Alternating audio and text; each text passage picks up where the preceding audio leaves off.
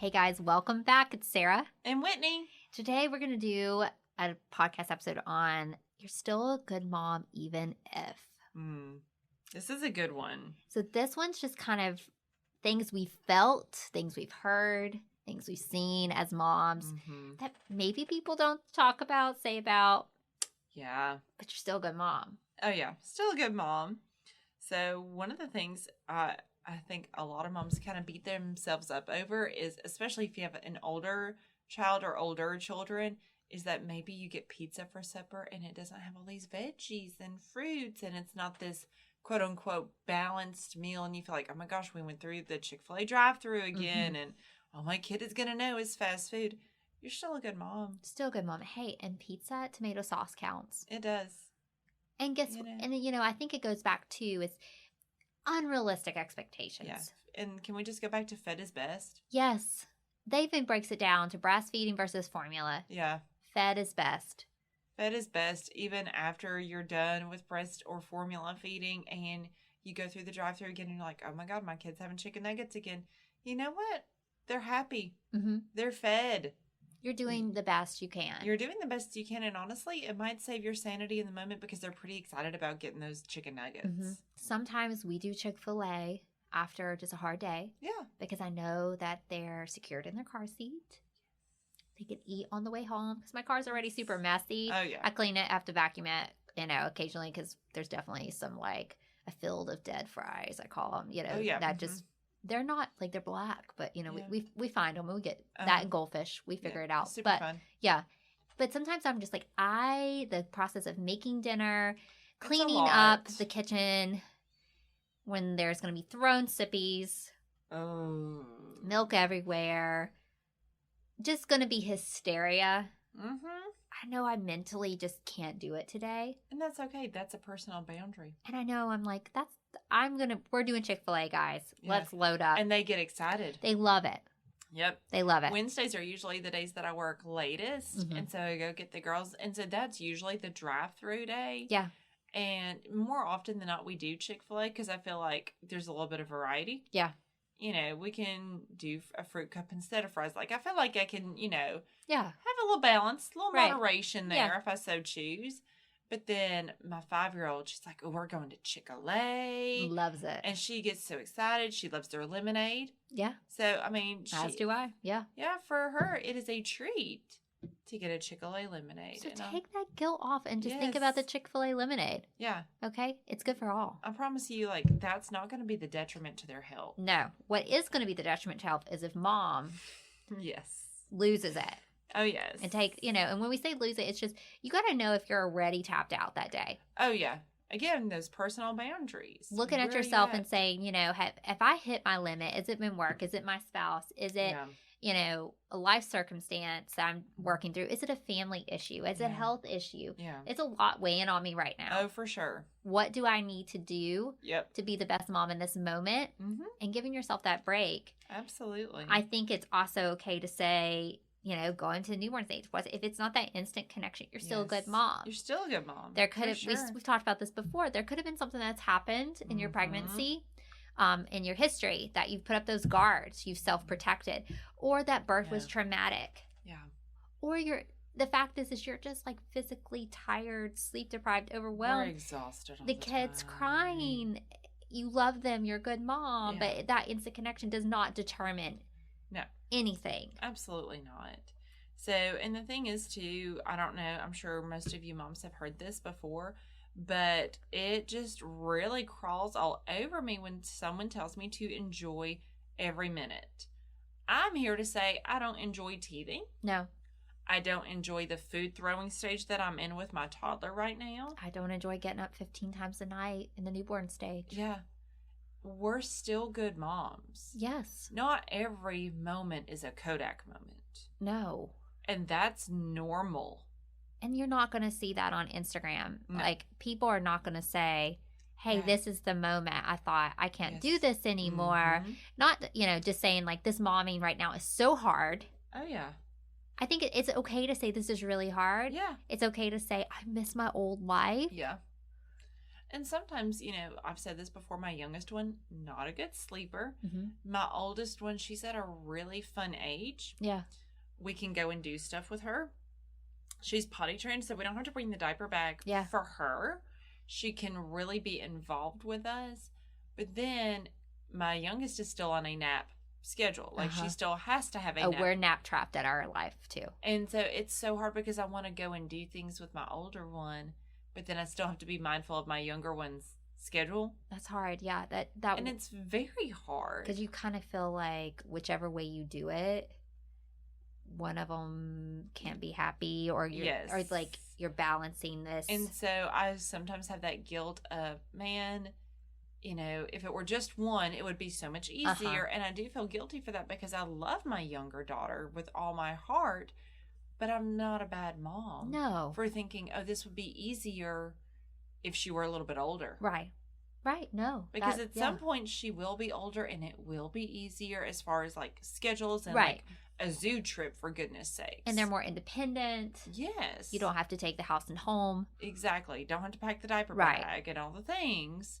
Like, it will be easier, and it's okay that I say, this is hard right now. This is frustrating for me. It's so much to have to remember, and I'm still a good mom, even if I feel like this. I think my thing, too, was just I felt like it was a loss of my own self-identity for a hot minute there. Yep. I was like, I knew who I was before I had Will and James, and especially adding on that second kid for me I felt super like swamped in motherhood. Oh, yeah. In the trenches. So I think it was just the old me is now a new me. Mm-hmm. She's still in there. Yeah. I have to remind myself of that. Yeah.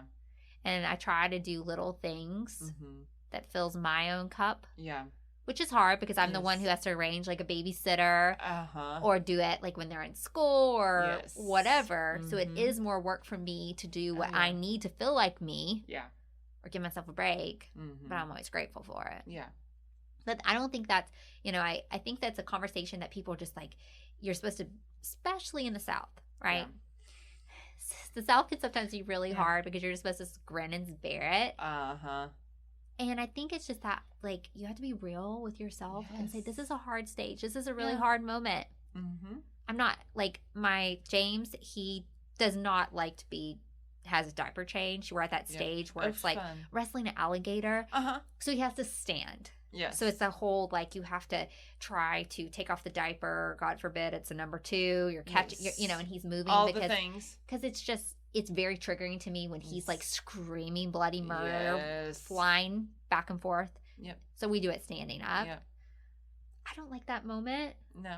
I'm still a good mom. He's still loved. He's taken care of. Mm-hmm. So I think it's just keeping it in your head, moms. Yeah. Like, you don't have to like everything about it. There's nothing in life I feel like that you like 100% of. Oh, no. Mm-mm. So that's okay. Motherhood's no different. Exactly. It's going to shine motherhood's shining a light on you. Mm-hmm. Sometimes you really see your self-reflection there. Yeah. And then your kids can always pull out the best in you, right? Always. Super fun. And your spouse. Mm-hmm. Sometimes that change of relationship or your partner or significant other, when you're kind of feeling this is hard, and maybe you don't think it's as hard for them or it's hard in a different way, you're still a good mom. Yeah. So just remind yourself in the day. Yeah. You're still a good mom. It's okay that we feel frustrated by things. Yeah. Like I said, it really crawls all over me when someone says, oh, you should enjoy every minute. Well, you know what, Aunt Brenda? I don't enjoy when my kid throws their food across the table again. No. Or when she turns over her sippy cup to pour out her milk. Again, when I just told her not to do it. And I give her a minimal amount of milk thinking, drink that, and then I'll just keep refilling until you're done. And she just pours instead. No. That doesn't make me a bad mom. No. That means I'm a human. Mm-hmm. And I get frustrated because I'm like, no, you don't do that. Right. So if you start getting into these, like, I'm a bad mom, how can these moms reflect or actually, I guess, reframe? How do you reframe those negative thoughts too? I would normalize what you're going through. Because, again, who wants their kid to throw food? No one. No one. So is it okay that I feel frustrated? Yeah. Mm-hmm. Now, again, it's all about how we react. Right. Now, if I were to go off and just scream in my child's face, that would not be okay. No. Yeah. she doesn't deserve to be screamed at in the face. But can I look at her and say, no, we don't throw our food. You're going to have your plate pushed back away from you a little bit. Yeah. So I'm assertive with her. Yeah. It's okay that I'm assertive with her. It's okay that there's a consequence of me pushing your plate away so you understand we don't throw food. Right. Because I also know that she does have the understanding of telling me all done and signing that. Mm-hmm. She has that comprehension. Right. So I'm allowed to feel frustrated. I'm allowed to put in assertiveness and a consequence. Right. I don't need to lash out. Right. So it's a lot about your reaction. So how can moms moms to be prepare themselves for these hard moments and having proper reactions? Know that they're coming. Okay. Not to be like doom and gloom. They're coming. They are inevitable. Right. So kind of play it in your head a little bit. Kind of imagine in your head, okay, if my kid does this, how am I going to feel? Mm-hmm. How am I going to react to my feelings? Right. And then throw in sleep deprived. Oh, God. Boobs leaking. Yeah. You're basically... Your other child screaming for you, too. Right. It's going to be extra for a minute. Mm-hmm. So really, to me, especially at the toddler stage, not, the baby stage, it's hard with James because he doesn't have that comprehension yet, but Will knows things. I think that's a whole level of trying. Oh, yeah. Is when they know what they're doing. Now, toddler reactions are wild and a whole thing. But it's like 99% of how I react, right? So self-calming. Yeah. We talked about this before, the breathing. Yeah. So I actually saw a really good quote on Instagram. I think it was that Big Little Feelings page where it said, a dysregulated adult cannot regulate a dysregulated child. That is spoke to me. I was like, when I saw that, I thought, okay, you stepped on my toes. That hurt my feelings. A little bit. Getting called out over here because we're moms. Let's be real. Just because I'm a therapist doesn't mean my life is perfect and I handle every situation perfectly because I don't. I had no idea how triggered I would be. God, yes. As a mom, I had no idea. I had triggers that I didn't know existed. Until my children came into this world. Yes. And then my husband triggered me on a whole different level once we had children that I didn't even know could exist. Yes. Which we're still good moms because, and we're still good moms. We're still good moms. But it's just no one, I don't feel like past generations didn't talk about self-regulation. They didn't talk about triggers.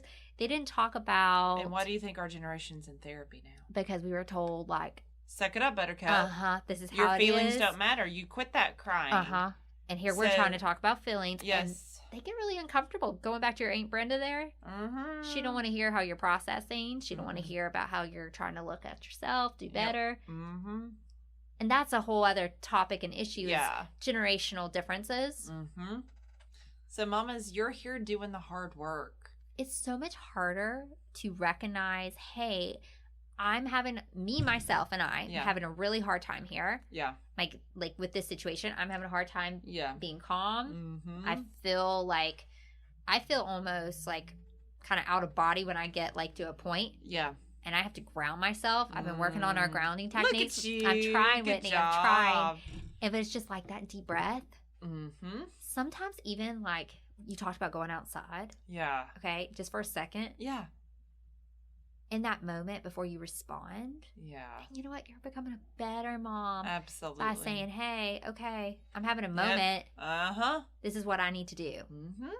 So you're a good mom if you're recognizing this, and you're a good mom if you're working through the process of starting to recognize this. Absolutely. I always believe God chose us to be these mamas for these babies. Absolutely. We're equipped, we're empowered to do this. And part of being a healthy mom is having healthy mental health. Yes, for sure. So calling it what it is. Learning your triggers. Yes, learn those triggers. You're still a good mom.